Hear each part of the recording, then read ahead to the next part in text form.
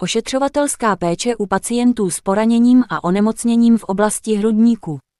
Krytá a otevřená poranění plic, zlomeniny žeber, plicní abscesy, nádory, problematika poskytnutí první pomoci, základy rehabilitační péče. Posouzení potřeb pacienta, stanovení ošetřovatelských problémů a plánu ošetřovatelských činností včetně plánů edukace v návaznosti na znalost etiologie, diagnostiky, klinického obrazu a léčebných postupů. Poranění hrudníku, typy. Zavřená poranění, není porušená citlivost kůže. Zavřená poranění vznikají decelerací, stlačením nebo údery do hrudníku. Tato poranění vznikají nejčastěji při autonehodách.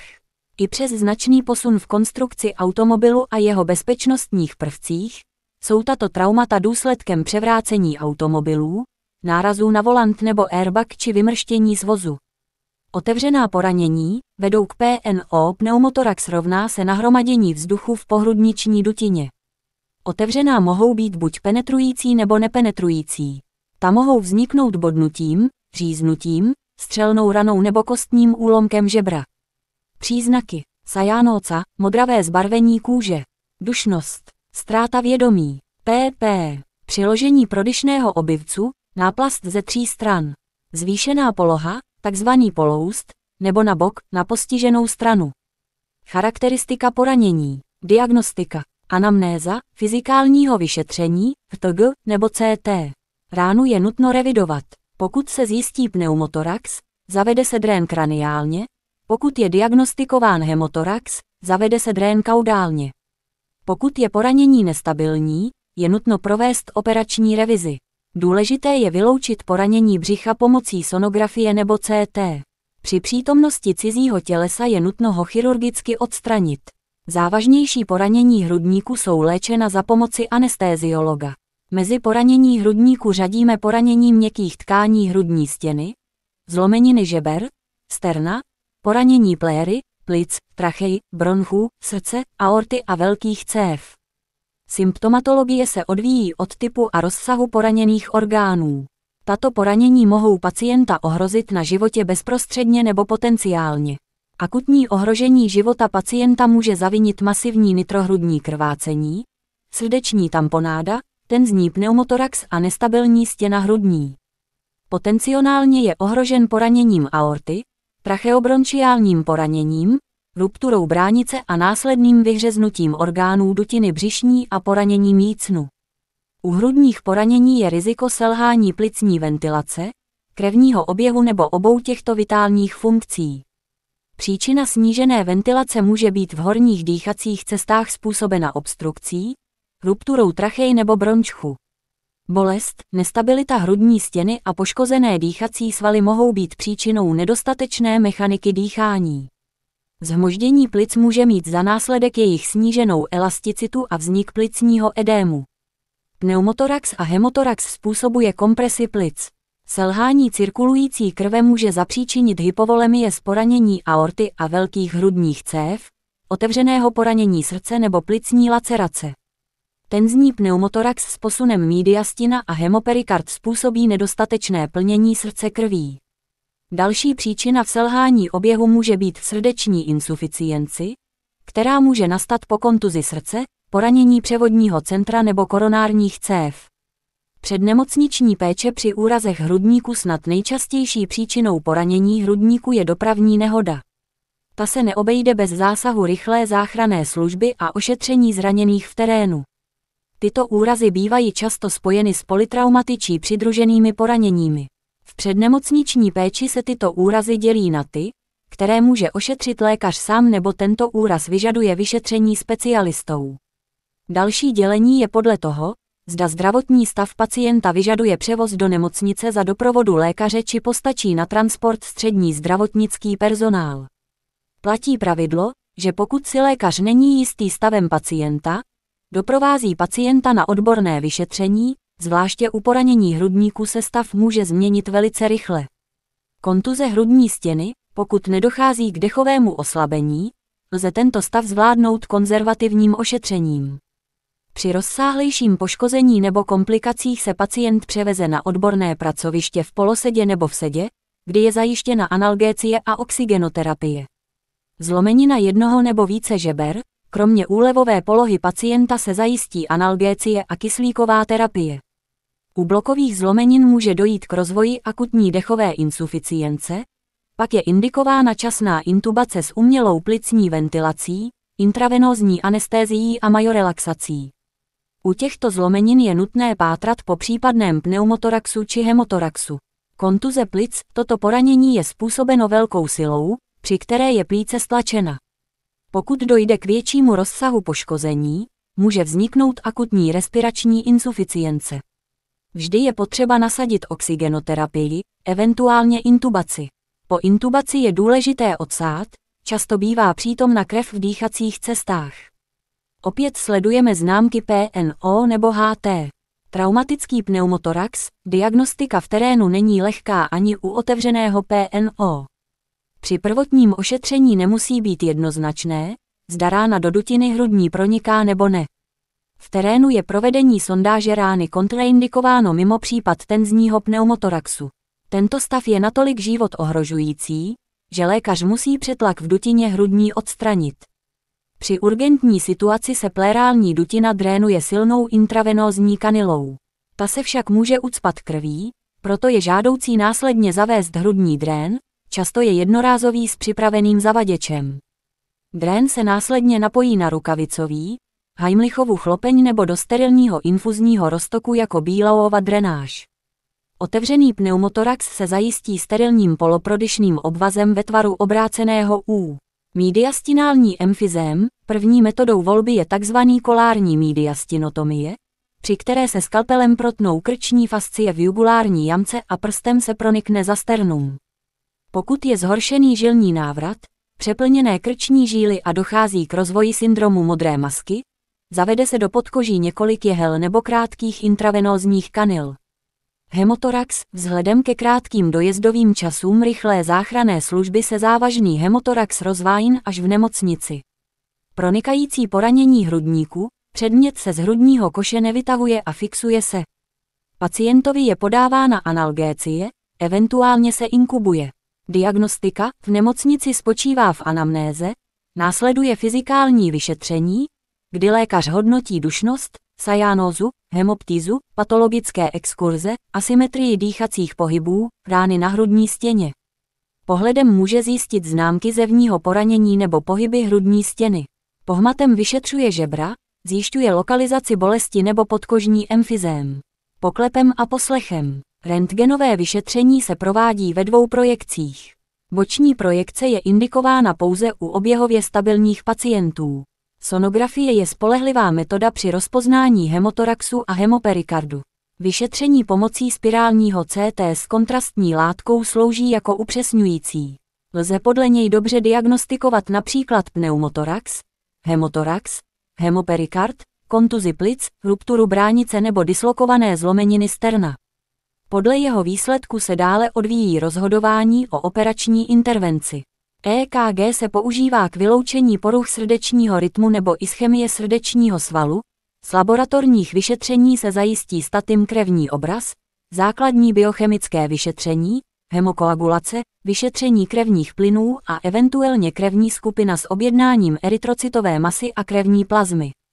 V zjištění kyslíkové saturace se použije pulzní oximetr. U těžkých poranění hrudníku se musí zajistit invazivní měření oběhových parametrů a diuréza. Po odeznění akutní fáze se může pro podrobné vyšetření udělat transesofageální echokardiografie, bronchoskopie nebo torakoskopie. Zlomeniny žeber doprovází velkou část úrazů hrudníku a některé jejich komplikace mohou být nebezpečné. Většina lidí má 12 párů žeber, horních 10 párů je přímo či nepřímo napojeno chrupavkou na hrudní kost, poslední 2 páry napojené nejsou a označují se jako volná žebra. Vznik zlomeniny žeber působí nepřímé násilí, autonehody, resuscitace. Vzniknout přímo v místě tlaku, úderu, úrazu. Druhy zlomenin žeber. Zlomeniny žeber můžeme dělit dle toho, kolik žeber postihují a jakého jsou charakteru. Zlomeniny izolované, jedná se o zlomení jednoho žebra, je to zlomenina jednoduchá. Segmentové zlomeniny, dochází k více zlomeninám na jednom žebru. Sériové zlomeniny, zlomení několika žeber nad sebou. Blokové zlomeniny, jedná se o nejzávažnější typ, také označovaný jako dvířková zlomenina, kdy dojde k vylomení části hrudního koše. Zlomená jsou žebra v několika etážích nad sebou plus jsou přítomné segmentové zlomeniny. Při tomto typu dochází k výrazné nestabilitě hrudního koše. Kostochondrální poranění, poranění skloubení mezi žebry a hrudní kostí. Přidružené zlomeniny, se zlomeninami žeber se často pojí také zlomeniny dalších částí hrudníku, hrudní kosti, lopatky, páteře, přidružená poranění. Poranění orgánů, kontuzemi plic a srdce, poškození bránice, sleziny, aorty a poranění nervových pletení. Příznaky zlomenin žeber. Příznaky se odvíjí od druhu zlomeniny, jejího rozsahu a také poranění vnitřních orgánů. Bolesti na hrudníku, narušené dýchání, kašel a promodrání, vyšetření zlomenin žeber. Rentgenové vyšetření, CT, magnetická rezonance, léčba zlomenin žeber. Opět se odvíjí od typu poranění. U jednoduchých nekomplikovaných stabilních zlomenin se volí konzervativní přístup. Na hrudník se naloží bandáž, která jej zafixuje. Pacientovi se doporučí poloha v polosedě, to jest poloha, při které se mu bude nejlépe dýchat. Analgetik. V případě komplikovaných a nestabilních zlomenin se provádí chirurgický zákrok, kterým se má dosáhnout stabilizace hrudníku. Příčiny. Většinou jde o úrazy, u kterých dojde k nárazu nějaké zevní síly na hrudník. Zcela typickou příčinou zlomenin žeber je masáž hrudníku při resuscitaci. Vyšší riziko vzniku zlomenin je u lidí vyššího věku a lidí s nedostatečně pevnými kostmi, osteoporóza, nedostatek vitaminu D, ženy po menopauze a nemocní s takzvanými patologickými zlomeninami způsobenými nádory. Projevy. Hlavním projevem je bolest hrudníku v místě zlomených žeber, která bývá velmi silná a zhoršuje se při nádechu a při dotyku na postižená místa. Komplikace. Hlavní komplikací je poškození okolních tkání a orgánů zlomenými žebry. Při poškození plíce může vzniknout pneumotorax, kdy vzduch pronikne do tzv. Plérální dutiny, v níž se plíce nachází. To může vést ke kolapsu plíce, která přestane dýchat, a to způsobí kromě bolesti i dušnost. Dalším velmi nebezpečným poraněním je protržení sleziny, která může začít masivně krvácet do dutiny břišní. Diagnostika. Podezření většinou získá zkušený lékař už při fyzikálním vyšetření pacienta. K upřesnění rozsahu zlomenin je vhodný rentgen hrudníku a rentgen žeber. U rozsáhlých poranění je vhodné CT vyšetření hrudníku i břicha k přesnému určení závažnosti stavu a vyloučení poškození břišních orgánů úlomky žeber. Léčba. Většinou se postupuje konzervativně, to jest neprovádí se operační zákrok a žebra se nechají zhojit, což trvá okolo od 1 až 2 měsíců. Velmi důležité je podávání léků proti bolesti, protože bolest bývá u zlomených žeber silná a může člověka nutit jen mělce dýchat. Mělké dýchání zvyšuje riziko vzniku zápalu plic a právě tomu chceme zabránit. Absces plic. Plicní absces je membránou ohraničené ložisko v plicní tkáni větší než 2 cm, kde dochází k nekróze plicní tkáně v důsledku hnisavého zánětlivého procesu. Epidemiologie. Nález plicního abscesu u pacienta může vypovídat o jeho celkově špatném zdravotním stavu. Příčiny vzniku abscesu. Aspirace.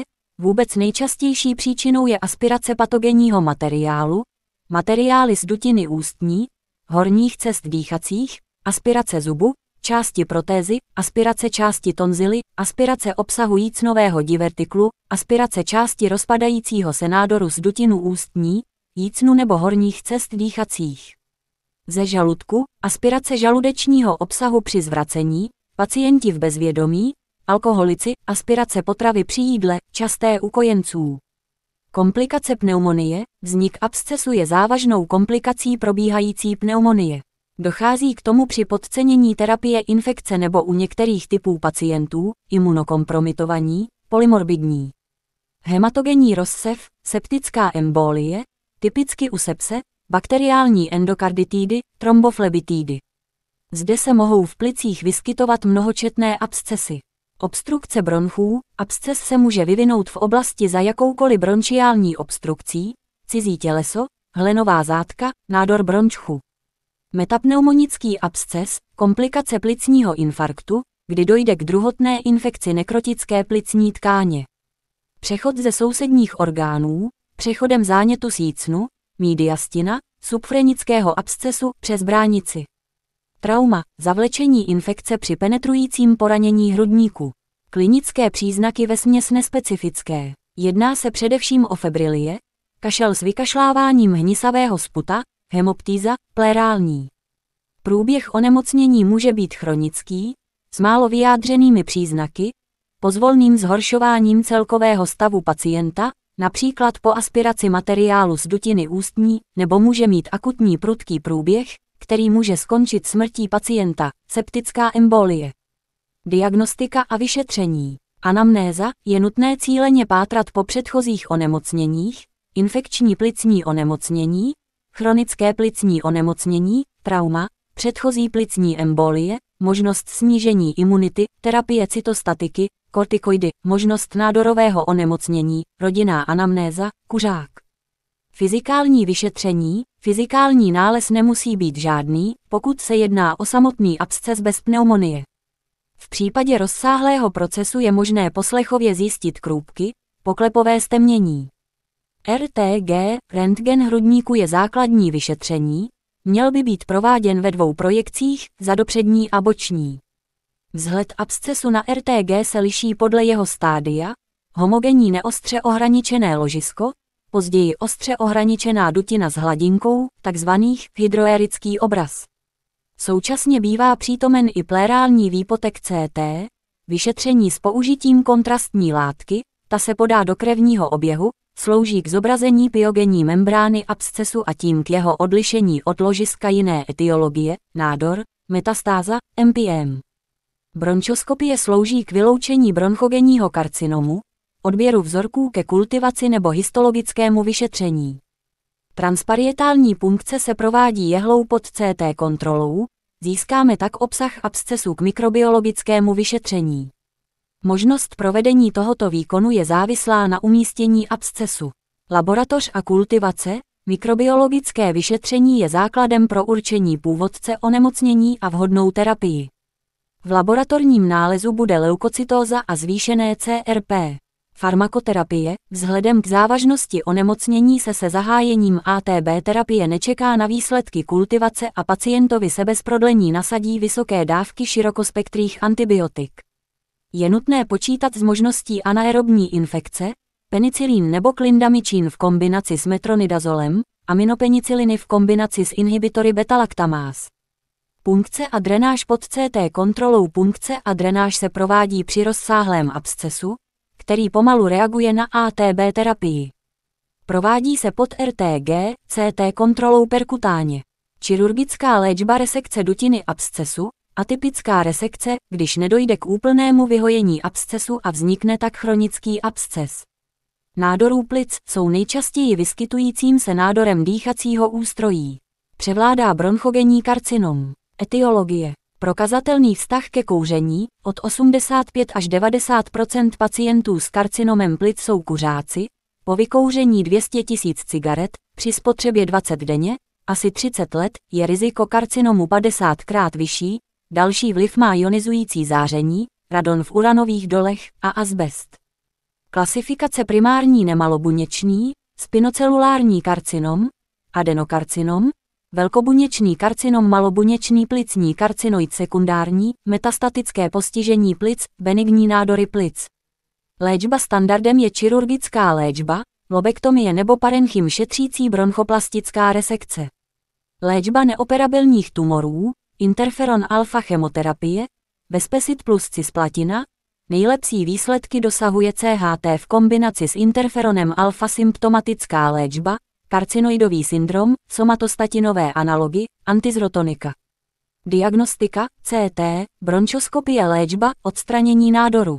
Sekundární nádory plic. Plicní metastázy jsou nejčastěji z nádoru prsu, plic, trávicí trubice, ledvin, štítné žlázy, hlavy a krku.